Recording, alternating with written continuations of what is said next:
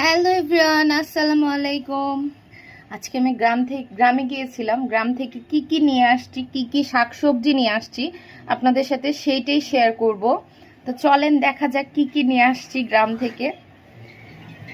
এইখানে দেখতে পাচ্ছেন, এটি কি বলেন? এটা হচ্ছে টাটকা টাটকা একদম জমির পুঁই শাক। তারপরে হচ্ছে এইটা হচ্ছে লাউ শাক, যেটা একদম ফ্রেশ, একদম জমি থেকে উঠানো। আর এরকম টাটকা টাটকা সবজি পেলে আমার মনে হয় আর কিছুই লাগে না, তাই না? এগুলো কিন্তু অনেক রেসিপি সামনে আসতে যাচ্ছে। রেসিপি পেতে অবশ্যই আমার চ্যানেলে চোখ রাখতে হবে, নানজুসি ড্রিম। প্লাস আমার ফেসবুক পেজ নানজুসি আক্তার, আমার ইউটিউব পেজ নানজুসি ড্রিমে।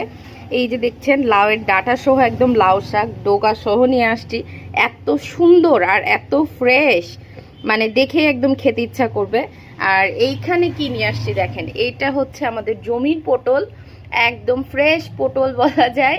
আর এই যে ছোট ছোট দেশি আলু, যেটাতে আমি অনেকগুলো চচ্চড়ি রান্না করব। বেসিক্যালি আমার কিন্তু চচ্চড়ি অনেক মজা লাগে খেতে।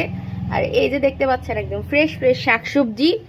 এই ছিল আজকে আমি গ্রাম থেকে নিয়ে আসছি। আর পুঁই শাকগুলো দেখেন, লাল লাল পুঁই শাক। আর শাকগুলো যে কি ফ্রেশ রে বাবা, মানে বৃষ্টির মধ্যে এগুলো উঠিয়ে আনা হয়েছে, অনেক সুন্দর।